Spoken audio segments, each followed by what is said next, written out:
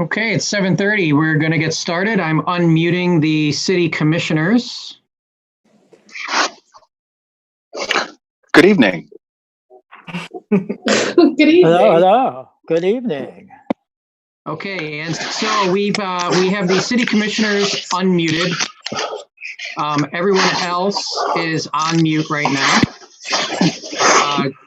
Just before we start the meeting officially, during public comment portions, we will allow the public to comment either via email or we will have a process where you can raise your hand and we'll recognize you and then open up your mic and allow you to speak. So this is our new adventures in virtual meetings. We hope everything works out well. And with that, I'll turn it over to the mayor for our brave new world here. Thank you so much, Jim. I'm going to use as a substitute for my gavel a roll of toilet paper because I thought it was quite apropos. So I'm pounding. I want you to know I'm pounding. Calling the regular city commission meeting of April 14th, 2020 to order. May we stand for the Pledge of Allegiance. This should be some fun. All right.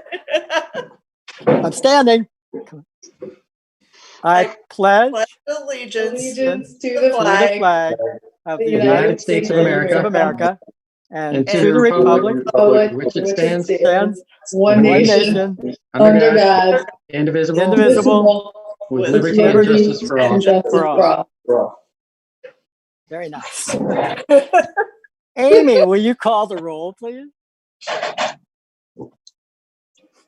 Oh, yes. Oh, better unmute Amy. Working on it. Okay. Got it. Commissioner Budnick? Here. Commissioner Perry? Here. Commissioner Scott? Oh, he's muted. He's muted. I'm working on it. Okay. It's a little. Here. Okay. Commissioner Wall? Here. Mayor Metzger? Here. It's a lot of noise. What is that? Okay, we're all here. All right, so the first item on the agenda is public discussion, items not on the agenda. Okay, so let me, you can raise your hand or send comments to Amy right now via email. So we'll give a minute for everyone to do that. Let me show you how to raise your hand if you're not familiar with how to do that in Zoom.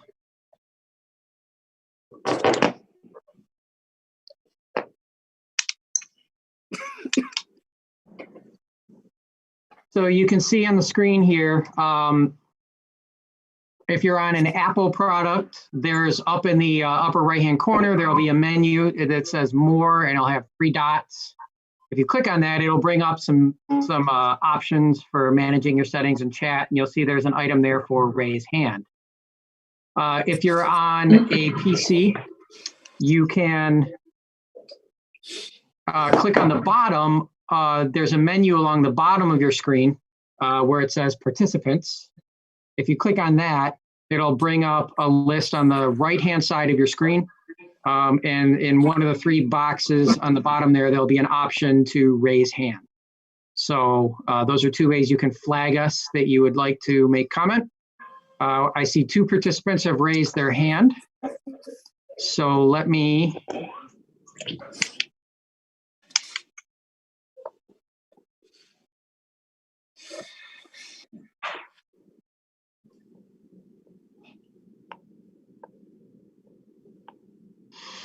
Okay, we have first up former Commissioner Jason Kurziak.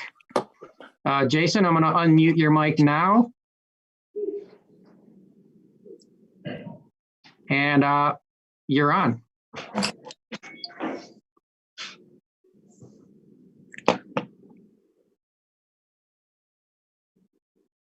Jason, are you there? Jason. Jason muted? I unmuted him. Huh.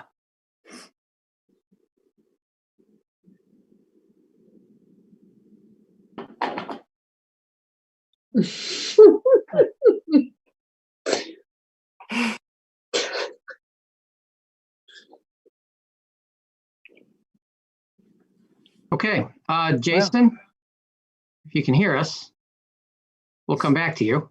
This is going well so far. So far, yes. Well, we also have a raised hand from Jamie Horowitz. Jamie, I'm going to go ahead and unmute you now, so you're live. Hi, everyone. How you doing? Hi, Good. Jamie. I'm glad you can hear me. I'm so glad to be talking to people other than my family, who I love very much, but it's good to see new faces. So I hope everyone's feeling safe and well. Thank you for letting me come to talk to you tonight. I am running for 45th District Court. My name is Jamie Powell Horowitz, and 45th District Court serves Huntington Woods, Pleasant Ridge, Oak Park, and Royal Oak Township. The judge there is Judge David Gubo, who is retiring, and yes, he is supporting me for his seat. I live in Huntington Woods. I'm married. I have 2 small children. Well, they're not that small. One just turned 11. The other one is 8, and they are really missing going to school right now. And my husband's trying to corral them and keep them downstairs while I'm talking to you. So I've been an attorney for over 15 years. I currently work for the Fair Michigan Justice Project. I prosecute hate crimes in the city of Detroit. I do cultural competency training for police officers all around the state. And our focus at Fair Michigan is really to improve the relationship between law enforcement and the community. I also prosecute cold case homicides for the Attorney General's office. And before working for the Attorney General and Fair Michigan, I was a Wayne County prosecutor, and I worked in the homicide unit there. I currently serve for Huntington Woods on the Board of Ethics. I serve on committees for the State Bar for Ethics, the State Bar Representative Assembly. Prior service was for the Wayne County Elder Abuse Advisory Council. I am thankful to be endorsed by Mayor Metzger, Commissioner Amanda Wall, Commissioner Brett Scott. I'm sure I'll be making the rounds to talk to some of the rest of you personally when we get a chance. But again, I'm just really grateful to be here to talk to you tonight and see some new faces. But thank you for letting me come. If you want to learn more about me, you can follow me on Facebook, Jamie Powell Horowitz for 45th District Court.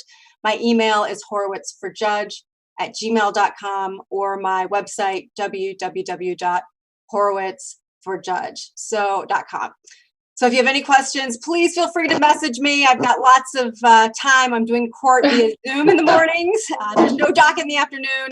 It's always really nice to talk to anyone at this point. So please feel free to reach out. Thank you, guys. Thank you, Jamie, for coming. Thanks, Jamie. Thanks for having me. Thank you, Jamie. Glad you could be here. Okay, and now let's try Jason again. Hello. There. Okay, Hi. we got you. Hi, Jason. Hi. Hello. Hi, Mayor. Hi, Commissioners. Just wanted to step up and support you guys here in this Zoom effort. I really appreciate you guys keeping the wheels of democracy going amidst all this this crisis we're in the middle of. And I just wanted to extend my gratitude for the leadership of Kurt and Jim and the Commission, our police department. I know, our family has been very appreciative of the job the city's been doing. So just wanted to support this effort tonight and say thank you.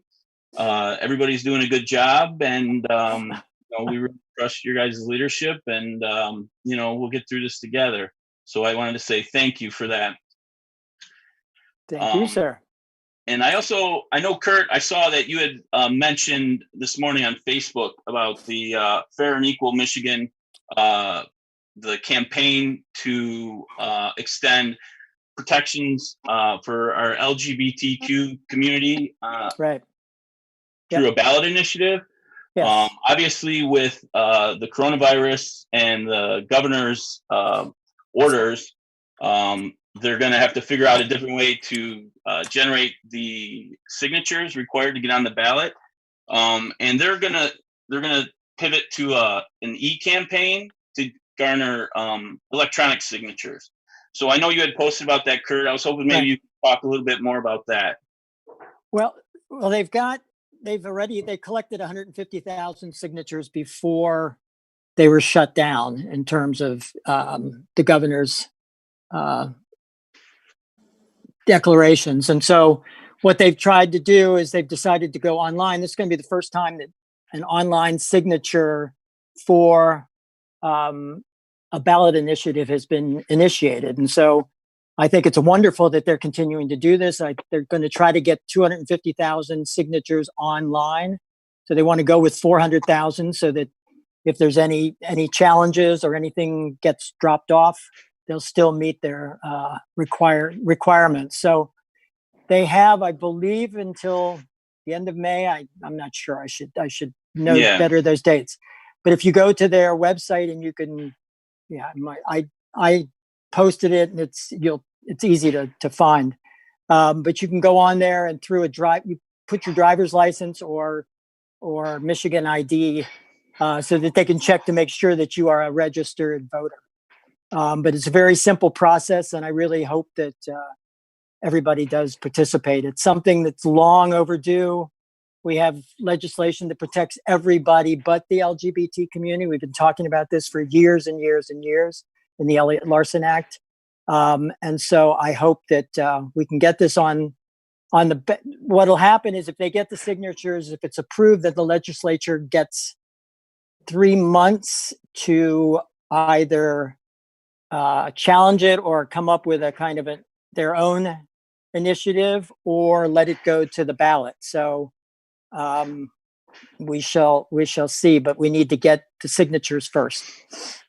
Yeah, for sure. And I just wanted to let our community know, PR, obviously very supportive of this, but just let our residents know that they can do that right now. Go to fairandequalmichigan.com and sign that petition. So I appreciate, your advocacy for this always. I know the commission as a whole and the city as a whole is very supportive of this. So I appreciate it. And keep up the good work, you guys. We appreciate it. And thank you for everything. Okay.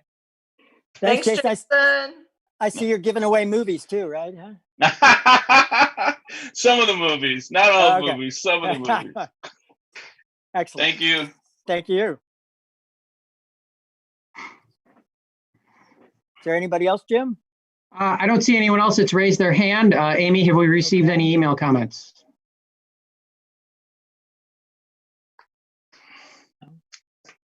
Nothing. Nope. Okay. Is that a no? No, we haven't received any comments. Okay. Okay. Good. All right. Then we will move on. The next item is governmental reports, but I think we combine governmental reports. And so I'm going to hand it over to whoever wants to start, either Kevin or Chief. Who would like to open it up? Let me unmute them. Okay. And they can fight it out. Right.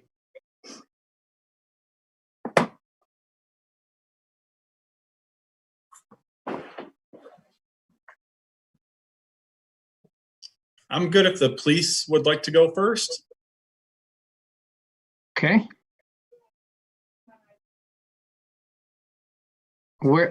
I think we lost Kevin off the call.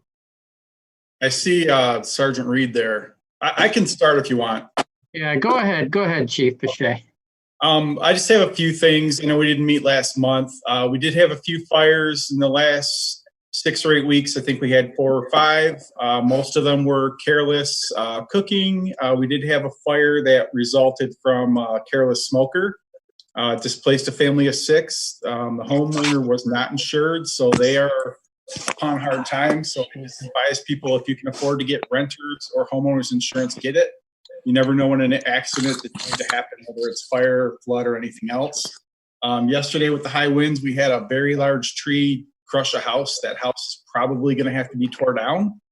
There were no injuries. Another thing, have good insurance if you can afford it.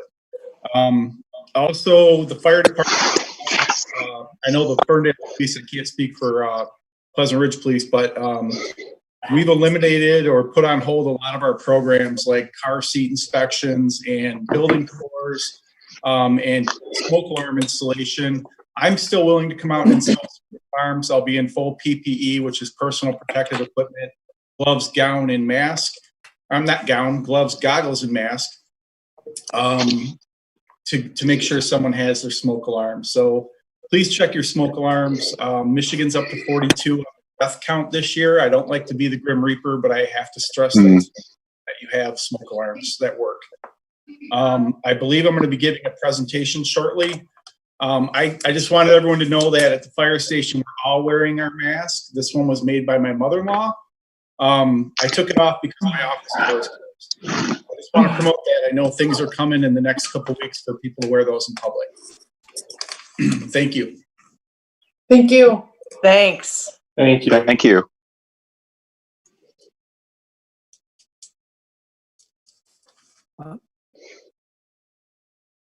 I see Chief Noah. There he is. Yep. You see, Chief. Okay.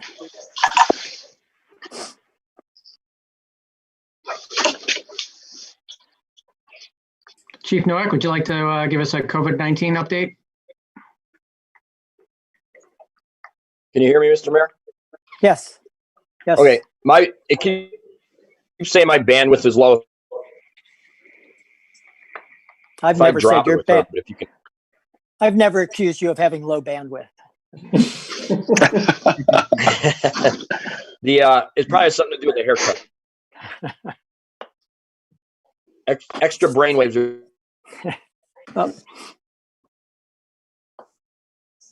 Zoom. Give that man some bandwidth. Really don't have anything.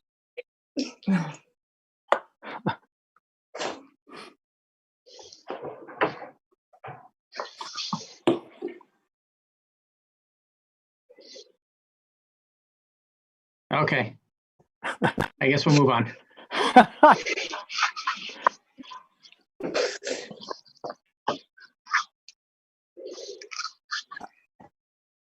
What's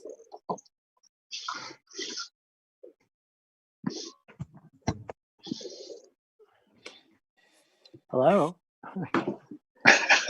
What? Are we having fun yet? I think we are. Well, I think what the chief was going to say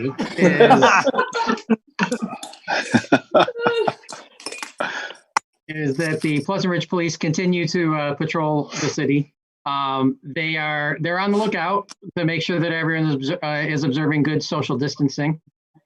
They are responding to. We are getting calls when. There he is. Photo bomb. I think he switched squares on the Brady Bunch here. There we go. There we Okay. There's everyone. Hey, Chief. Hey. Hey.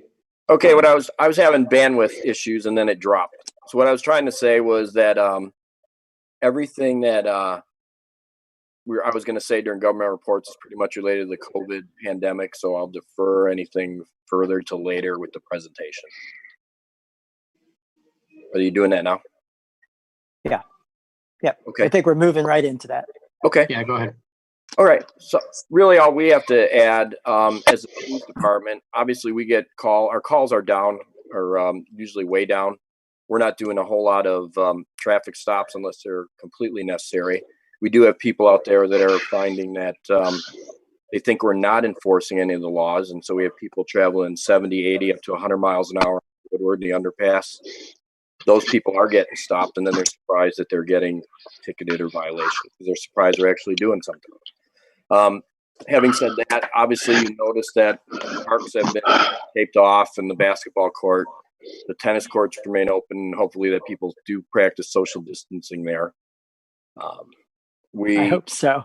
are trying to be kind to all the residents and everything. I know people have work being done or whatever. We encourage people to call if they see violations, but also not to be that nosy neighbor that calls on everybody and complains about things. We will go by and tell people to cease and desist work, but understand that sometimes there is work that's being done, electrical work, or if there is roof repair from the winds. So what may seem to be unnecessary could in fact very well be necessary. So put yourself in those people's shoes, and rather than calling on it, we do go by and check. We're out patrolling. We're here 24/7 for you. So if there are violations, don't hesitate to call. But also don't assume that things are going on unnecessarily, because there is necessary work going on. Kevin, Chief, are you saying we should give people the benefit of the doubt? I would hope so. I would ask for that as a good resident and a neighbor, and try to be helpful more than hurtful to people. I mean, these are difficult times for everybody. These are uncharted waters for many of us.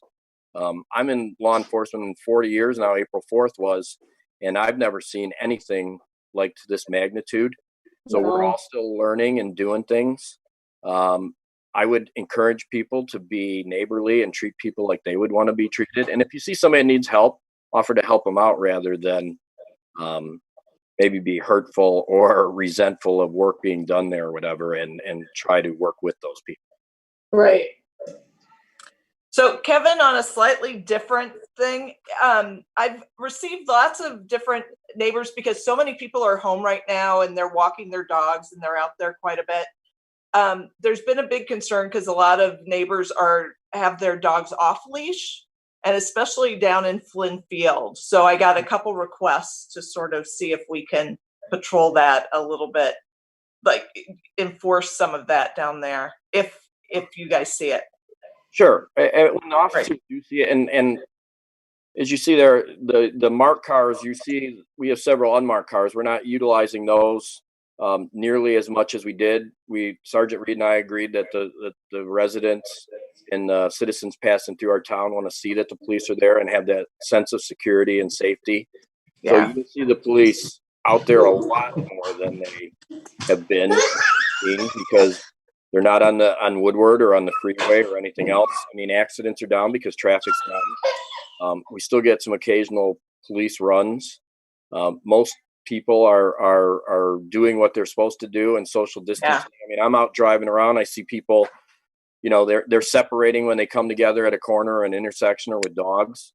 That's great. If it doesn't have, sometimes people are unaware. They're on their phone. They got the music playing in their ears. They don't see. And then, sometimes these people didn't move out of my way or whatever. Well, maybe they just didn't realize. So as a good resident, a good neighbor, a good citizen, then if you see them and they're not really paying attention, then I think it's up to you to move out of the way. But we'll keep an eye on the dogs. I'm out driving around. I see everything. It seems like 99% of the people are doing what they're supposed to do and cooperate. That's great. Good.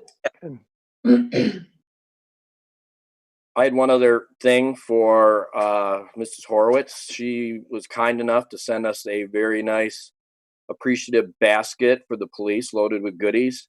Fortunately, I missed most of it. I think I was off or gone. It was over the weekend.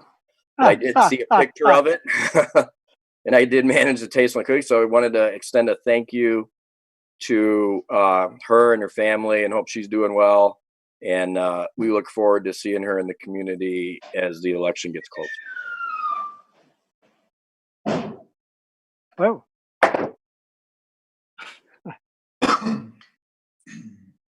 Thank you, Chief.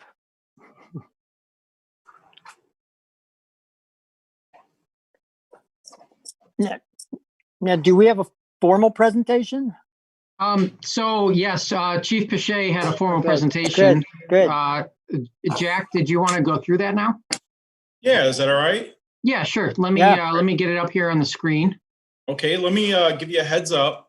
So I'm in my office, and if you hear an alarm go off, it gets really loud. I just suggest you mute me for about 30 seconds. Okay. Because it gets really loud over your. We've been doing these Zoom meetings like crazy, and I've been getting a lot of complaints about that. So you might see a flashing red or blue or yellow light in my side here, and it's going to get loud. So I'll just give you a thumbs up to mute me if it happens. Sounds good. All right, so we're going to talk about the coronavirus, and a lot of this is redundant, but I think it's still important to let people know. So you're going to hear a lot of the same things you've heard.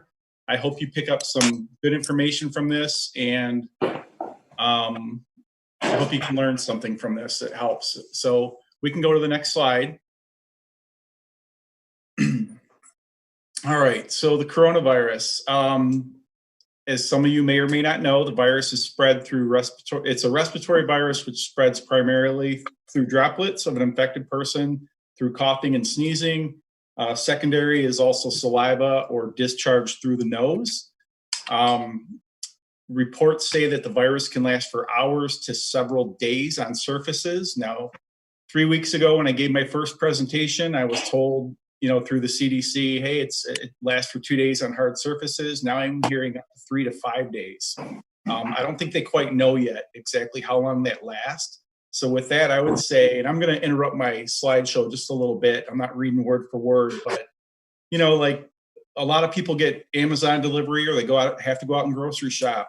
So you can bring your groceries home. What my wife's doing is leaving the canned goods and the dry goods in the car for a couple days. And then she brings them in and then she wipes them down with a antiviral solution. You got to think of those things. Don't just bring them in and load your kitchen pantry up because you could possibly contaminate the inside of your house. I wouldn't wear my shoes in the home. I don't do that anyway, but some people do. Here at the fire hall, we wear our boots on out in the field. We come back and we put slippers on, and that's what we wear upstairs in the quarters because we don't want to spread that. So I'm just trying to give people some ideas if they didn't come to that conclusion already. Also, wash your linens well. And here's a new one I learned yesterday. You might want to wash the inside of your laundry baskets. I didn't even think of that. So just wipe them down with the antiviral and just try and keep it clean. No one is immune to COVID-19. It affects everybody from newborns to the oldest person on earth. Some people, like many virus carriers, can carry this virus not showing signs or symptoms, possibly forever or for several days. We can go to the next slide.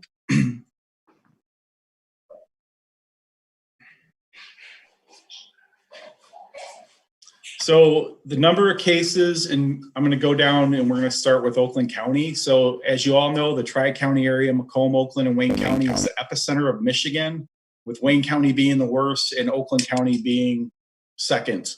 As of 3 p.m. today, these numbers are what I got. The state of Michigan with over 27,000 cases and over 1,700 deaths. Oakland County, over 5,300 cases and 364 deaths. Pleasant Ridge, 7 cases, 1 death. That's wonderful. Ferndale has more than I want, 114 cases and 8 deaths. And the United States is over 606,000 with over 25,000 deaths. And globally, we're approaching 2 million. 2 million cases with 125,000 deaths. We can go to the next slide, please.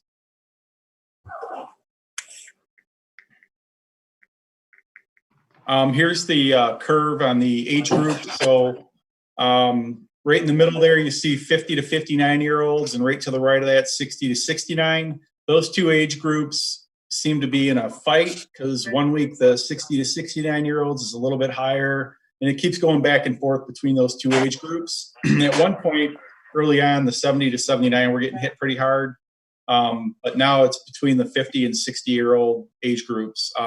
Light blue represents women that are dead, and black or dark blue is the men. It's almost 50-50 on deaths for that demographic. We can move on to the next slide, please.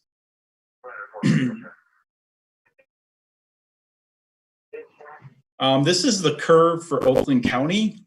So it goes back to day 1, and then it goes to current day, so from left to right. So you can see how it really elevated and kind of skyrocketed right there in the middle. And now it starts to look some promising hope that it might be, I got to turn on my computer screen up here because I see your faces. I got to read my slides. Excuse me. It's okay. I got 3 screens here. Okay. So, it looks like up on the top there's some hope, maybe we're reaching a plateau. I don't take anything for granted. I do listen to what everyone's saying out there, the professionals and the scientists and everything. And, this changes daily. And I think you guys know what I'm talking about. It changes sometimes on the day or a week later, things are different. So you really got to keep up on this. But like last week, they were saying this possibly could go till June 1st and plateau, and then plateau, be flat all the way across to August, and then start dropping down. That's a long time from now. I hope they're wrong, but I see Oakland County looks like we're almost reaching our plateau, and we're not quite there yet. And then today on our daily briefing from the county, they said even if we reached our plateau, let's say in a week, you're still not going to see cases or the death rate drop for 7 to 10 days after that. Cases and death rates are expected to be reported once the peak has been reached. That's what the people think, but it's going to keep being reported, and even if it's starting to go down, it's going to keep being reported for a little while because they just have to catch up. We can go to the next slide, please.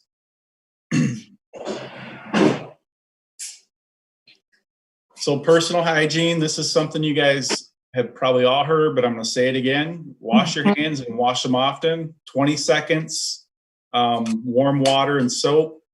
I do it for 20 seconds and it feels like I'm in there for a lifetime. I keep having to tell my teenage daughter how important this is. She just kind of wants to be done with it. We got to keep instituting that and promoting that for our friends and family and everybody. Get in there and wash your hands.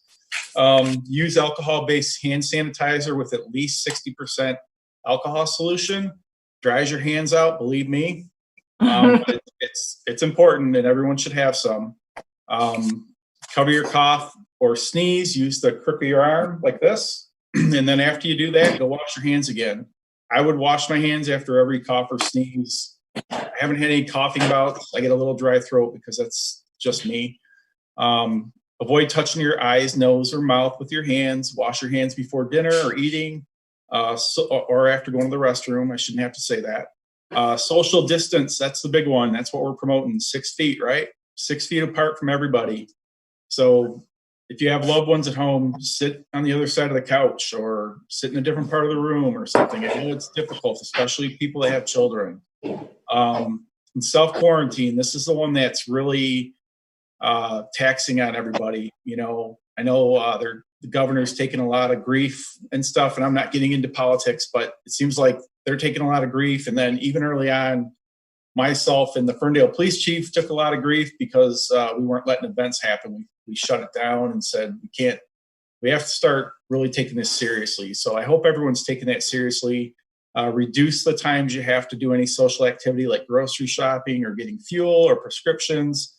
And then if you do, I know on the 27th, they're going to start telling people in Oakland County, if you've seen Dave Coulter's announcement, they want you to wear a mask of some type. Now, this is a homemade one. Surgical mask and N95s are hard to come by. But if you wear those, don't wear it every day without washing it or sterilizing it somehow. If you're sick, stay home. It's a no-brainer. Stay home and self-monitor. If you have a thermometer, take your temperature.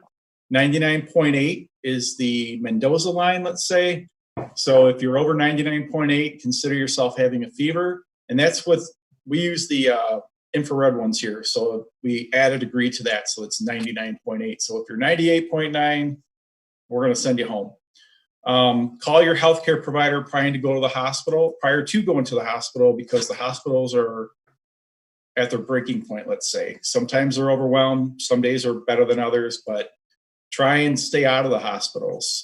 My next door neighbor's mother went to the hospital and she got COVID in the hospital. They're thinking she's doing better, but that was an exposure. And at this point, I would consider everybody exposed. If you went to the local grocery store, just consider yourself exposed and try and do good hygiene and preventive measures. Next slide, please.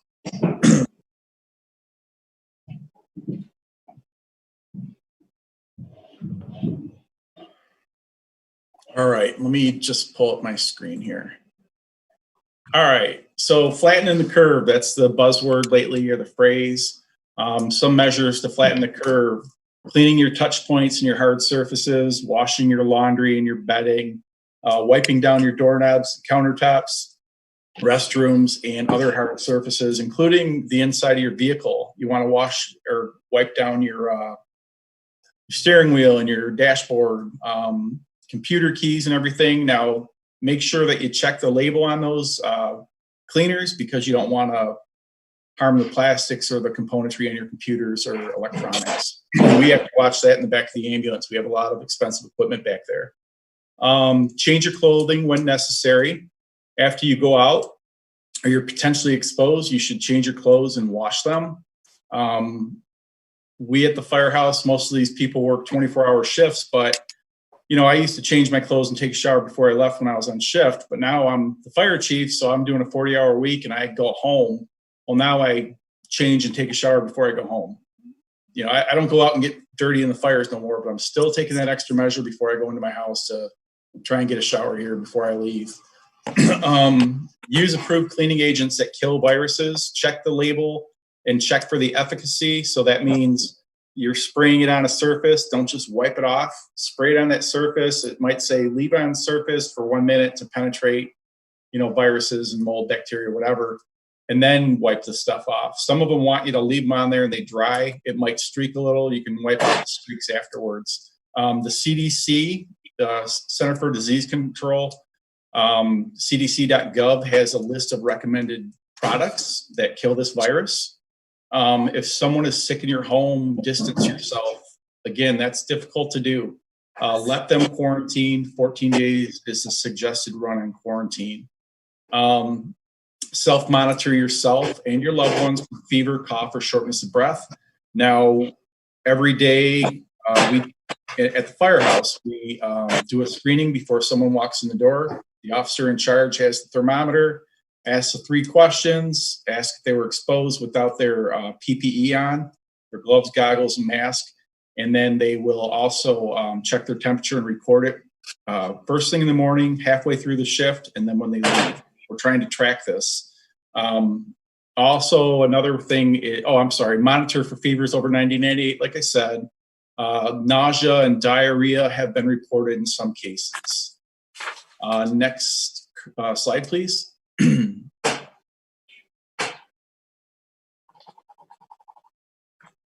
I don't know why that slide was white. It didn't look the same, but Area Command and OAK EOC. So OAK EOC is Oakland County Emergency Operations Center. I know Chief NOAK knows about that, and I'm sure Jim does as well, and maybe some of the commissioners and mayor know as well. OAK EOC is the Division of Homeland Security up in Waterford. That Oakland County, it's like the main brain for when there's a large event. Flood, tornado, active shooter, pandemic, all these different things that happen, high winds, whatever.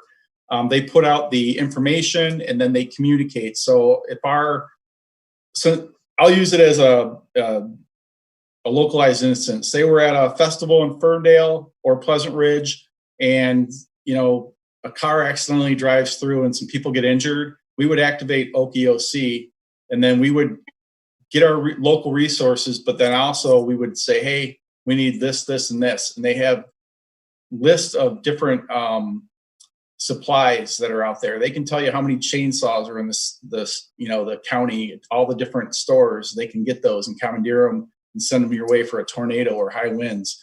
They can get bulldozers. They can get SWAT trucks. They can get everything out there. So that's what we're using for this pandemic. The pandemic isn't just localized; it's everywhere. It's across the world, but in Oakland County, it's across Oakland County. So we've come up with Area Command. Now, Area Command is a term you don't hear too much around Michigan, but you hear that out in the West Coast. Forest fires. Those things go on for several weeks, if not months. So they set up Area Command. Area Command is where they divide up the landscape into sections. So we are in South Oakland County. Oakland County divided up the county into 5 divisions, which I call sections. We're Division 5. We go from 8 Mile to 14 Mile, DeQuinder to Farmington Hills. And that means that we are all pooled together. So when Chief NOAK needs supplies, he contacts me. I put a ticket in to get those supplies. And then we don't have to go out to Oakland County to get them. They're being delivered to our local region, our district. We're also sharing services like we always do, like mutual aid. So if Royal Oak had a fire, we're going to send a fire truck up there. But now what's happening is certain parts of our division, Southfield, Oak Park, and Farmington Hills are getting hit the hardest, if you haven't heard. The other day, Southfield called for a Mayday. They needed 15 ambulances at the same time for COVID. They needed 15. Jeez. On a regular day, Southfield has 40 runs, and that's with all business and everybody coming through, no quarantine. They're getting 80 runs a day. It's finally started to slow down a little bit, and 70 of those runs were COVID related. So they're really getting hammered over there, and it's spread over to Oak Park a little bit, and it went over to Farmington Hills, and it's going up into the Bloomfields a little bit. We're really trying to keep things tight around here. And I think some of that's due to demographics and that, but they had to call ambulances as far as Oxford and Lake Orion last week before we got this area command set up. So we're all helping each other, police, fire, EMS, even the DPW yards and the city services are helping each other. So it's a good thing, and it'll be disbanded once this coronavirus goes away. We'll go back to normal, okay? Let's see, PPE distribution. So, you guys are hearing, oh, the N95 masks are short, gloves are short, this and that are short. That's true, but we in Ferndale had planned ahead. We've been ordering stuff since January. We still have some things on back order, but the national stockpile came in. They didn't receive a whole lot of it, but they distributed it up. And then we're getting things donated, and then we're getting things from other sources. There's local places making things. Valentine Vodka's making hand sanitizer, and then that gets distributed through the county and, the Tri-County area. So we're all helping each other and sharing, but the area command's just another branch of the county. So we can go to the next slide, please.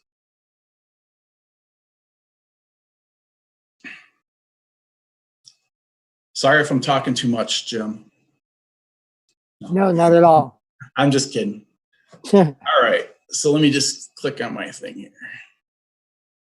All right, so first responder resources to keep the public safe at all times. I put this one in here because we had at our council meeting, we had some people, and then we had some phone calls here that people were afraid that what happens if police and fire get wiped out with COVID? Who's going to protect us? Who's going to take care of us? Now, there's a good chance that'll happen. There's an estimate that, when this thing was running pretty hot last week, they said, hey, be prepared for half of fire and half of police to go down, and 20% of those people are in the hospital. What are you going to do? Well, we set up area command. That way, in mutual aid. So that means if half my crew gets sick, we're going to have other fire departments sitting in here and housed in here with their equipment, and then they're going to know where to go in Ferndale and Pleasant Ridge and Royal Township. And we're doing the same thing. We covered Southfield last week for 16 hours. We're all helping each other out. I don't want people to think that there's going to be no fire or no police. There's going to be no chaos like that. This goes all the way to the state, to my second line there, my MABUS. It's Michigan MABUS, Michigan Mutual Aid Box Alarm System. That means that the state of Michigan is divided up into these little sections, and it's been that way for years. It's a great system. In case there's the tornado, the flood, the pandemic, active shooter, we can call people from as far as the Keweenaw Peninsula, say, send us an ambulance strike team. They're going to send us 5 ambulances. We can call it at the next county over if we wanted to. We're 3202. It's all numbered in 4-digit numbers, and we get a call every month, and we train on that. We can do engines, we can do ambulances, we can do crew. It's all set. I just want people to know that we're covered in case there's some catastrophic event. And you kind of got to look at this as kind of a catastrophe. So Michigan MABUS is involved. If area command fails, we're going to send people down from different parts of the state. And it even goes as far down into Ohio and Indiana too. So we're all helping each other out. I don't want people to worry that there's no first responders. Everything's in place for the worst case scenario, and we have you protected and covered. Next slide, please.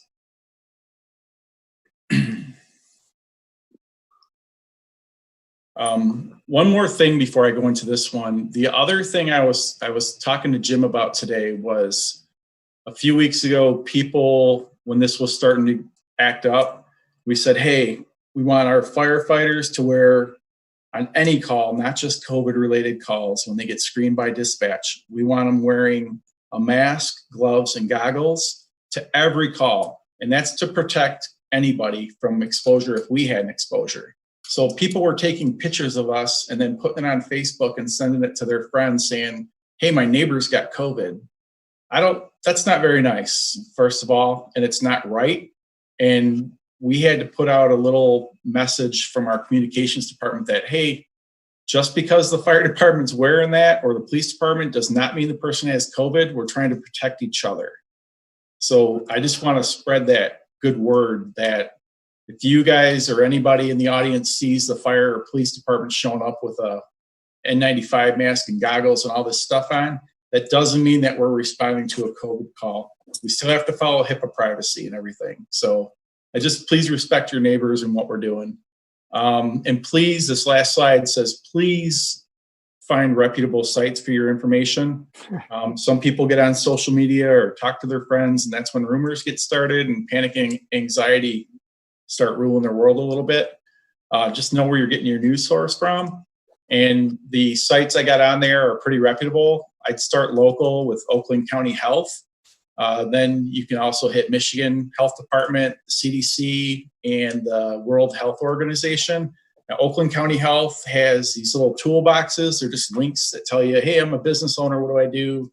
Hey, I'm a resident. Hey, I'm this. I'm a municipality. And it kind of tells you what you should do to prepare for this. So that's all I have. If anyone has any questions, I'd be happy to answer them. And please, everybody, stay safe. Thank you. This was really helpful. I mean, we've heard it, but it doesn't hurt to hear it over and over again. Okay. And next month, this could all change. Who knows? It keeps changing, like I said. And one of our biggest struggles in the fire department is with the ambulance. We follow Oakland County protocols, and they keep changing. Every couple of days they change how we're treating people and stuff, and we got to keep up on that stuff. So we're doing our best. Well, I think the biggest worry is that as the weather, if it ever gets warm, which is questionable, but as the weather gets better and people get fed up, they're going to start taking chances, and that's the biggest worry. And I don't know, again, for both our police and for you, what kinds of what are you going after people? Are you looking, what's happening if you're seeing groups of a couple people getting together? Yeah. Can Chief NOAK hit that? I talked to the police about it, and we went in the store the other day to go shopping at the Foodland, and it was crowded as all get out. And I just simply went to the owner and said, hey, you need to fix this. You need to get the 6-foot marks out.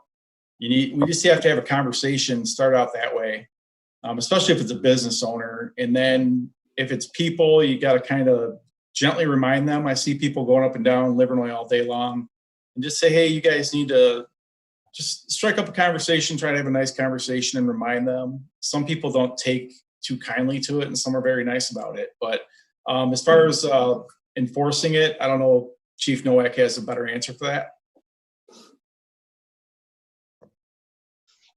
Yeah, as far as enforcement goes, if we get a complaint, we go and tell people to, please disperse or maintain a minimum of 6-foot distance or so. We haven't really had many calls for that. The only place that's really open that has patrons that are going in and out is the Sunoco Gas.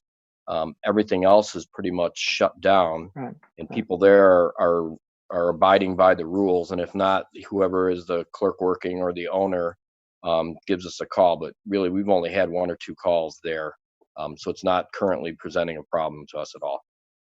And as far as public places, like I said earlier, most people are distancing themselves on their own. So there hasn't really been calls for that or a need for that at all.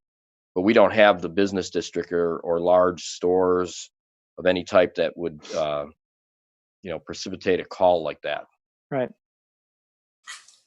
I know I've seen Commissioner Perry on her skateboard at our skate park, and she had to be told to leave. And you had to cover it with mulch just to get her away. Yes. Yeah, it's a bummer, dude.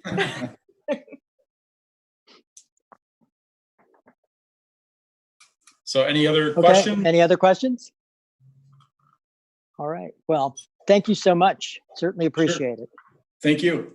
Stay safe. Thank you. You as well. Okay. Next item on the agenda then, City Commission Liaison Reports. We'll start with Commissioner Perry, Planning DDA. Thank you, Mayor. The Planning Commission and DDA have not met since our last meeting. And we will wait to see how everything plays out to see when our next meeting will be. But Jim does have exciting news that involves the DDA for item number 9. So we'll stay tuned for that. But thank you. We will stay tuned. Thank you. Commissioner Scott, Historical Commission. Thanks, Mayor. The Historical Commission did not meet this month. We'll see what happens for the next month. And in addition, the Historical Museum will be closed this month. The likelihood is that the next opportunity will be next month. We're still looking into the Then and Now. The Then and Now committee is working on the next version of our book about the city. We might have to add a few words about this interesting chapter of time in our city. We'll see. And we'll cover that some more in the next month. And that's all I've got. All right. Thank you. Next is Commissioner Wall with Recreation Commission. Oh, unmute yourself. Thank you. Okay. So there's a pattern here. We did not meet either. But I have a couple updates. We're supposed to have Safety Day. It looks like we're going to push that to the early fall, potentially September. We're hoping. The Pleasant Ridge City Garage Sale has been rescheduled for August 8th. Pardon me. And I wanted to say that if people in the community are having needs, like they need somebody to grocery shop or pet walk or something like that, please email Shawnee and she will put you in touch with the volunteer, because we have a lot of volunteers that are willing to do those types of things. And just, I know the parks, are closed. Just remember, the parks are closed, but just, with the dog park and everything, just be prescient about touching the gates and, keeping your hand sanitizer and, trying to be good about it. I know it's hard, but just remember that. Stay safe. Okay. Thank you. Commissioner Budnick, Ferndale Public Schools. They didn't meet either last week. Thank you, Mayor. I do have a couple items of note that were from the February meeting. Number one, they held a voter registration drive and they registered 42 students that got registered to vote, which is pretty cool. Mm-hmm. And open enrollment is going to be for Oakland County only for Ferndale schools at this point in time. And the dates are going to vary. There's an open window, and that's going to vary by the grades and the specific schools and the amount of students they need. So that's where it is at this time. And Ferndale won the wrestling league. That was a couple months ago, but that was something of note that happened in our February meeting. But school is out. I couldn't imagine to be a student and not have school at this point, especially for those seniors. So what a crazy time. Well, I was thinking that in February we were treated to the musical that never got to be performed. So we were so fortunate that we got to see a little of it. I was looking forward to it. Unfortunately, we couldn't get there. So I feel bad because I know how much rehearsals and how much time is spent, and all the time spent on scenery and costumes and everybody working. It must have been a tremendous disappointment. Think about the seniors who don't get to graduate and were in the musical. God, yeah, it's been tough. So anybody have questions for anybody else? All right. So we'll move on then to the next item is the consent agenda. We have 5 basic items. The only one that I would tell residents if they're interested, we have the 2020 to 2020, what is that? 2021 City Commission goals and objectives. And I think it's always a good idea if you're interested to see what we feel are the important pieces that need to get done, that we feel are important for the city, what our goals are and what we'd like to accomplish and what we'd like the administration to accomplish. I think it's a easy to read document. It is available on the website. And if you're looking for something to read, and we all are, I think, from time to time, goals and objectives are something that you might want to spend a little time with.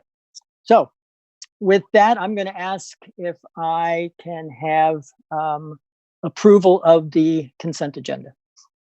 Mayor, I move the consent agenda be approved. Is there support? Any Support. discussion? Okay, any discussion? Okay, Amy, can we have a vote? Commissioner Perry, Yes. Commissioner Scott, Yes. Commissioner Budnick, Yes. Commissioner Wall, Yes. Mayor Metzger. Yes. Consent agenda is approved. The next item is the Woodward Avenue TAP grant, and I'm turning it over to our city manager. Okay, thank you. This is some further exciting news that we got.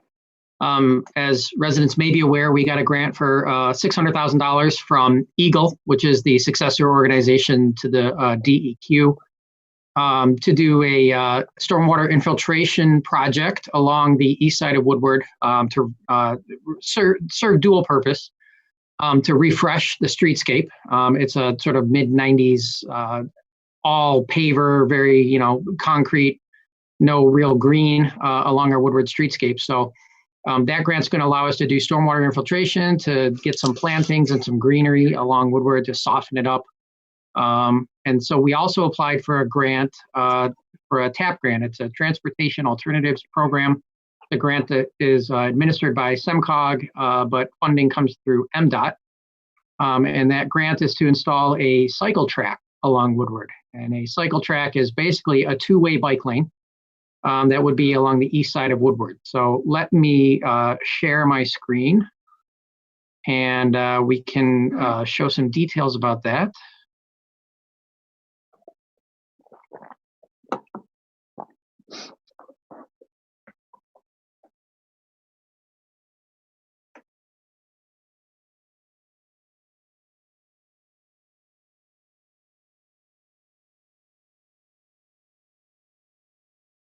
Okay. So the TAP grant is in the amount of $402,332, the $600,000 stormwater infiltration grant. So we've got about $1 million in grant funding that we've been able to secure. Our local match requirement for that is about $500,000. The match for the TAP grant is we committed $130,000 match to that. So that's a pretty good return. That's, a 3.5 to 1 return for every dollar we're committing, we're getting in grant funding. This is primarily a DDA project. The DDA has been setting aside money for this for a few years now. This has been their focus area and their target.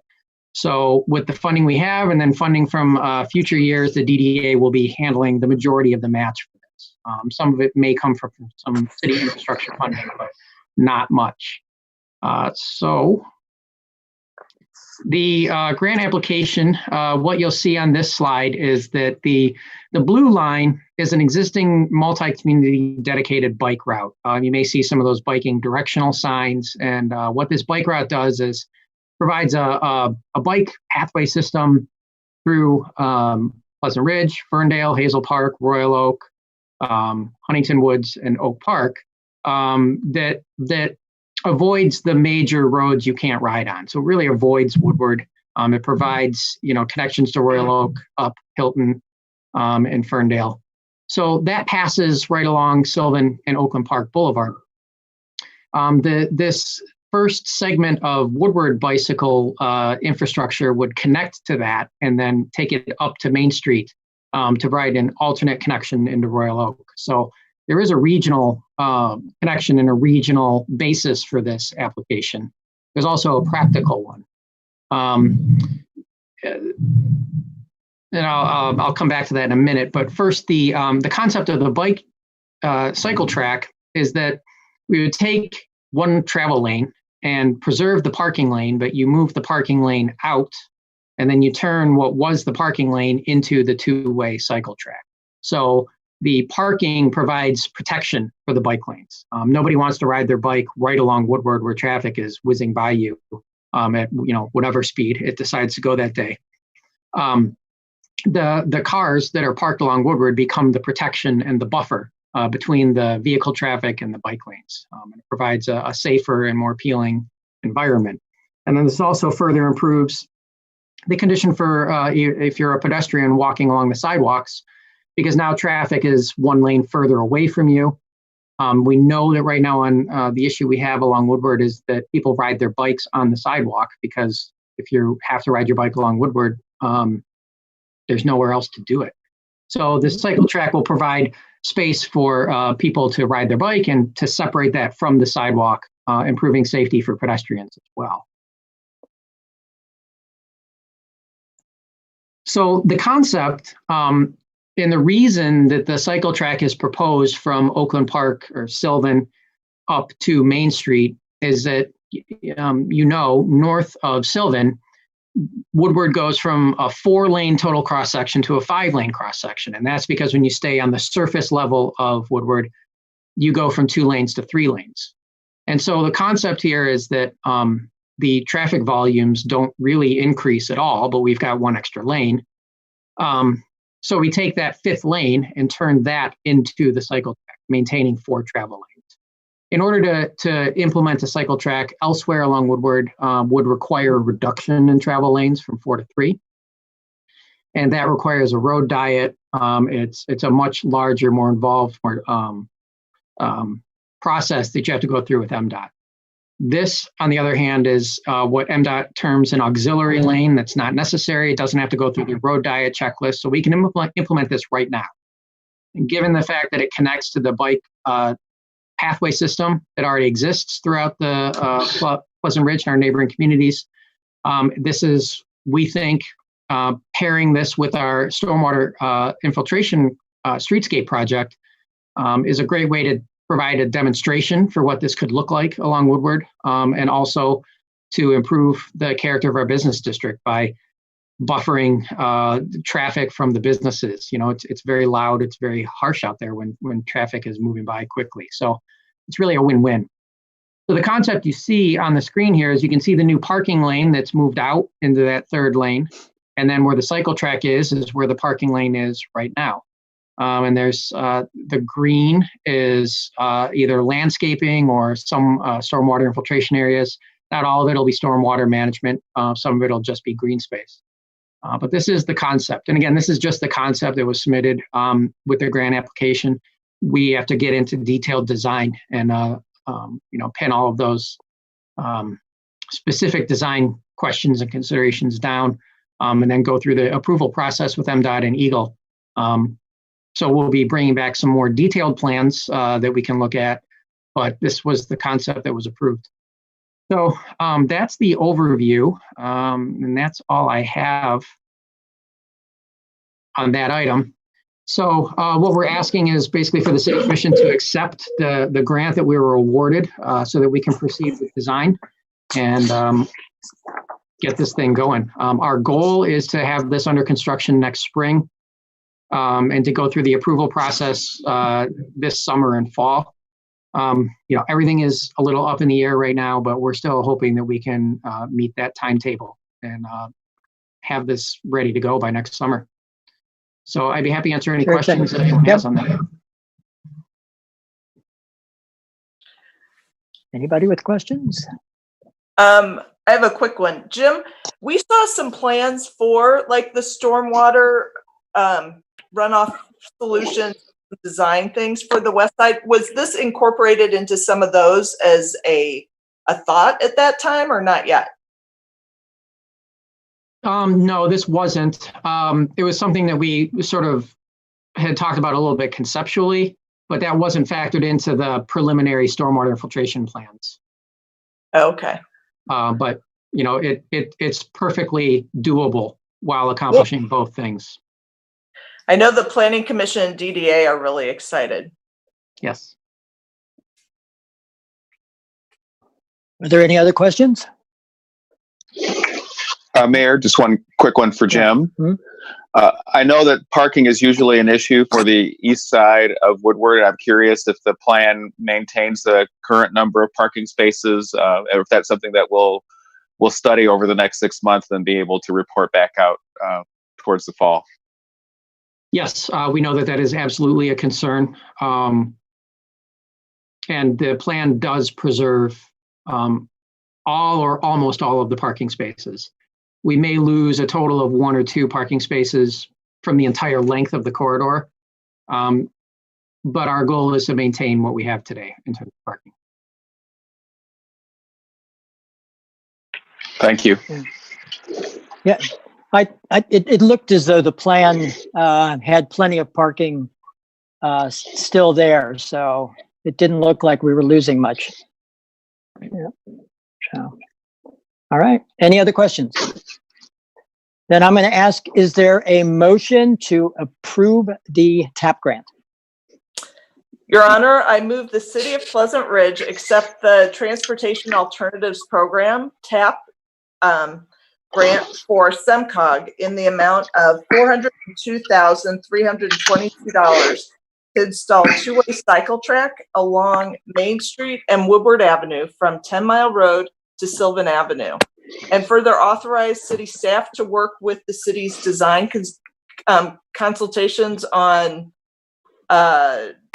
construction plans for the project. Second. All right. Any further discussion? All right, Amy, let's have a vote. Commissioner Perry, Yes. Commissioner Wall, Yes. Commissioner Budnick, Yes. Commissioner Scott, Yes. Mayor Metzger. Yes. Motion carries. Jim, you can move ahead. Thank you. We're very excited about this one. Yeah, this is going to be exciting. great. This is going to be great. All right. Next item is the city manager's report. Okay. I have a few things. First off, I do want to thank Chief NOAK and Chief Bechet for everything that Pleasant Ridge and Ferndale are doing in this time, being, first responders, the first point of contact in a lot of instances. I think we've been fairly fortunate in Pleasant Ridge in terms of the number of runs we're getting and how impacted we have been by the coronavirus. A lot of neighboring communities have been hit much, much, much harder than we have. But still, they're out there interacting with the public every day. So we thank you. And hopefully we have reached the top of the curve and things can settle down a little bit into something of a predictable pattern from here on out. From the city standpoint, we don't know how long this is going to go. There's probably going to be some sort of measures that have to be in place for months and months, even after we get past this first wave. The managing this is going to be a process that really goes on until there's a vaccine. And we don't know how long that takes. So, we're kind of coming up with some contingency planning for how we reopen, how we, start doing recreation again, how we start doing events again, if that's even a possibility. It's something that Shawnee and I, talk about a couple times a week on various, things. So just kind of where our thinking is at right now from the city standpoint. And of course, there's the economic impact of this as well, but you can't have a good economy without a healthy population. So our first priority is clearly keeping everyone healthy and safe. DPW, Brylar is on shutdown right now. The governor's executive order said that landscape companies can't work. I know that we some low-level inquiries from landscapers who are looking to start cutting lawns around, and we tell them you're really not supposed to. So don't come by. But our own landscape company Brylar is on shutdown, so we don't have a lot of our DPW services right now. The first thing that's really important is next week, there is no loose brush pickup. I know we've had some windstorms. We probably have a lot of brush sitting in piles around the yard. Just keep it there. It won't be happening next week. Other things, we cutting grass in our parks. We don't have anyone to do that, just like residents who have lawn services that can't come. We have lawn service that can't come cut the parks or our public spaces. I've been talking with Tim about some contingency plans for that, about, securing a mower and, having Tim cut lawns in our parks. That would probably be targeted to specific areas. Tim can't cut the entire city on his own, but we could, poor Tim. I know. Certainly try to, do the best we can to keep things from getting, totally out of hand. But, residents should just expect that the city will look a little bit different. We're not going to have the spring mulching and spring flowers going around. So we're taking that all, one step at a time. In terms of city events, most of them have been canceled or postponed. We don't know about the Memorial Day ceremony yet. That one's still, on the bubble. We'll see where we're at. But, I would expect that there's a good chance that we won't be doing Memorial Day. We'll just see what the orders are and how those are extended. So stay tuned. And I think that's really it. We've talked about a lot of the other items tonight. I don't know if anyone has any questions about anything that's going on around the city. I'd be happy to clarify that. I have my question, of course, has to do with the pool. What are our contingencies for that? Right. Shawnee, I don't know if you want to jump in here and talk about that. Kurt, those are really good questions. Greg and I have been taking lots of Zoom meetings everywhere across the United States, east to west coast, north to south. Everybody seems to really be in the same boat that there's too many unknowns at this time. Right. So, we'll just leave it to the experts. We're just waiting on Oakland County. I've been in touch with their rec departments, who's been in touch with their, health departments.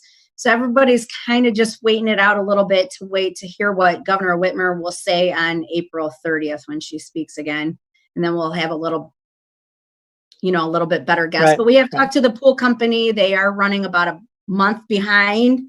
Tomorrow is actually our scheduled opening day with Aquatic Source. That's a company that we use to do the pool. So we've been diligently, checking in with them just about as much as we can do.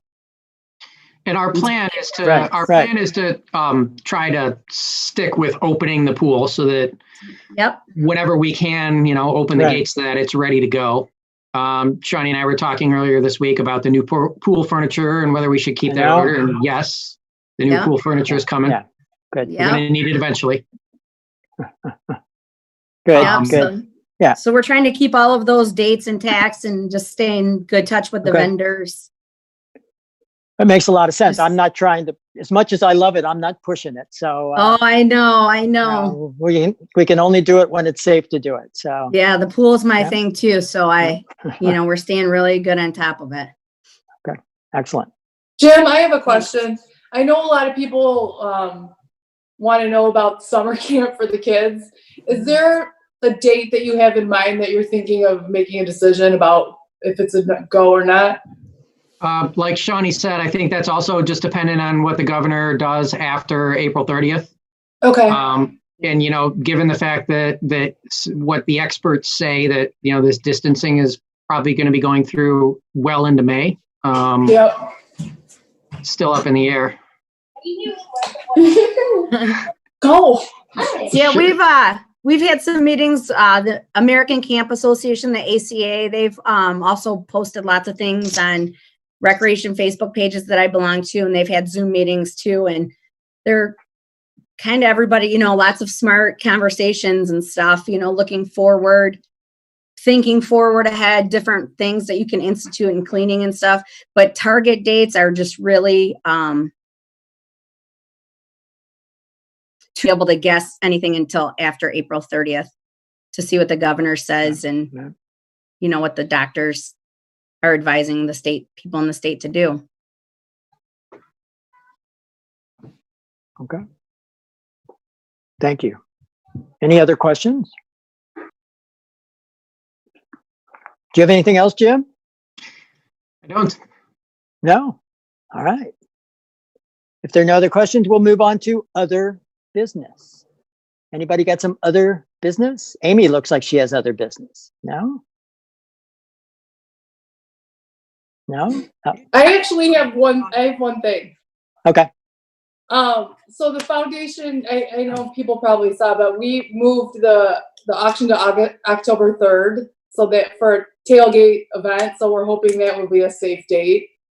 We're also doing something pretty cool. The foundation is donating $3,000. We're investing in businesses that have given the foundation things over the years. We're buying gift certificates to give away at the auction and to auction off to try to keep local businesses going. Yeah. The other thing that's happening is a neighbor that we have, Paul Eisenstein and Jen Quinville, they've come up with neighborsthatcare.com, which is a great website. They're trying to bring people together for first responders they're doing a couple things. They're having meals delivered to first responders, doctors, nurses, anybody who's dealing with this in the medical field. And if you go to the website, neighborsthatcare.com, You can either donate, you can donate your time, and it's also sort of like a resource thing too. So if you are a first responder, to look for things that you may be able to take advantage of. It's fairly new, but it's a really good resource. And the foundation is providing seed money for that. So the first delivery for the first responders go out this week to some nurses, to 12 nurses and doctors, and it's going to keep going once a week, and hopefully ramp up even more. I'm glad you brought that up. I was on a webinar with or a Zoom meeting with Paul and a number of other people this morning talking about how we're going to build that resource directory. So there are a number of us that are trying to put that together. Somebody's going to give us assignments tomorrow. So each trying, to look at major categories around food and around equipment and around housing, any other number of issues, and then try to give them resources, both local and national, and try to get as much information in as easily to follow format as we can. Yep. And just to shout out to a local, Ackroyd's Bakery in Livonia, Redford, is really being really great to work with, and they're providing a really good deal on the food, and their food is delicious too. They have all kinds of pot pies. Ann's had it, I've had it. They deliver. We have people in our neighborhood that work there. Mark Campbell and Lisa Raitt. So it's great to use local resources and try to keep people going. Amanda, are they looking for donations? Yeah, so they're looking, you can do financial donations, you can donate time to try to help bring this website together. So it's really cool because there's a lot of different things that you can do based on your talents and based on what you want to do. So I recommend going to the website, and again, neighborsthatcare.com. Cool. Thank you. Yep. Any other items? Mr. Mayor, I just wanted to chime in one more little, with a little bit more information. The Facebook page, PR Rec, is posting virtual recreation every day. So that could be, we've posted free yoga classes. The Cincinnati Zoo is doing a lot. The zoo in Atlanta, almost every place, every venue that you can do is posting some online virtual recreation. So every day we're making those posts, tagging those resources, so that way if families want to take a virtual tour. The Smithsonian's put some stuff out there. You can see Mars, you can see the moon, different things, to keep families involved. I was telling Jim earlier that my own daughter, things that were cool, 2 weeks ago are now not cool. So we're having to really spice up the curriculum at our house to do some different things. So, I'm trying to see what my kids like, post different things on there that kids in the area, parents. I know the wellness center is not available to everybody. The weather's finally starting to get a little bit nice. But if there's things that you can do at home, Planet Fitness is offering a bunch of classes. There's been some yoga classes and stuff, and it's all free to the public to tune in. So we'd like everybody to take advantage of those resources too while we're stuck inside. And thanks for posting a meditation thing, Shawnee. Oh, yeah. Everyone's thanks. Thanks. I had to do that myself last night too. So, yeah. Well, of course, I have to give you my one census update just because I have to do that. As of yesterday, that's the data that were released today. Pleasant Ridge is now at 78.6% response. Huntington Woods, Jamie, is still leading, 81.6. Huntington Woods, if you look at all cities across the country of 2,000 population or more, Huntington Woods continues to be number one, and Pleasant Ridge continues to be number two in the country. So that says a lot, but in 2010, Pleasant Ridge had an 87.1% response rate before they sent interviewers out, and Huntington Woods had 88.6. They always get us. So we have a ways to go. And just another issue related to the pandemic is that the government or Trump administration has now requested a 4-month delay in all census activities, that instead of a December 31st issuance of state populations for the reapportionment of Congress. They've asked for 4 months delay, and then a 4-month delay from the April 1, where they have to release the data down to the block level to states for redistricting. So the redistricting commission, which is supposed to get started in the summer, or picked in June and then get off starting their work, won't even get the data until October. So this is unprecedented since 1790, and everybody, all the different operations are changing in terms of the homeless operations. The fact that they'll still be out in the field when people are going back to college who have left college, trying to figure out where people were on April 1st is going to be very difficult. So, Detroit's self-response rate is still less than 40%. I mean, it's going to be tough. It's going to be tough to get a decent count. Thank goodness Pleasant Ridge and Huntington Woods shouldn't be a problem because we do it we're civically engaged. But areas like Royal Oak Township and Pontiac and most of the areas in Southeast Oakland County are doing quite well. But a lot of especially the minority low-income communities are really coming in low and are going to be really difficult with all the processes changing. So I do thank all my Pleasant Ridge residents and say there's still some of you that have not responded. So please take care of that. Thanks. Mr. Mayor? Yeah.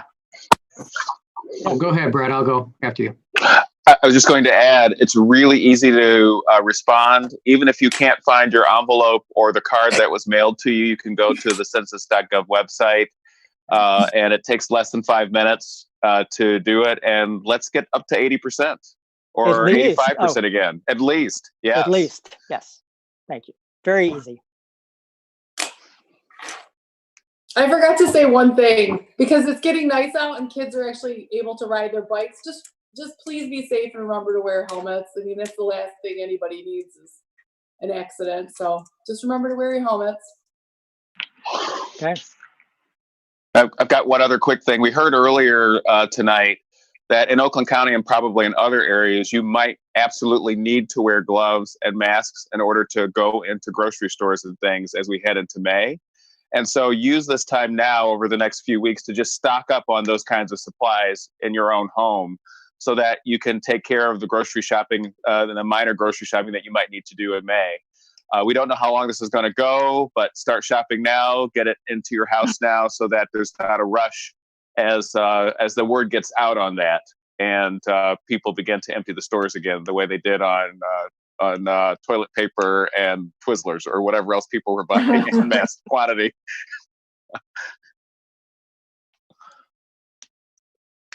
All right. Is there anything else?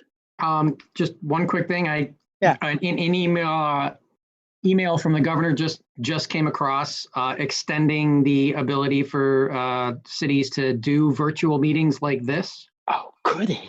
I know. She's extended it until May 12th. Oh, wonderful. Which is the date of our next city commission meeting. So I think this worked out fairly well. We'll be, reviewing what we can do better. If anyone out there watching on the YouTube stream, on the cable channel here, let us know if there is anything that didn't work for you, because we'll probably be doing this again in May. All right. Okay, well, is there a motion to adjourn? So moved. All in favor? Aye. Using my toilet paper, I gavel this meeting to close. Yay. Good job. Good night. Thank Good night, you. everyone. Good night. Bye. Good night. Bye-bye.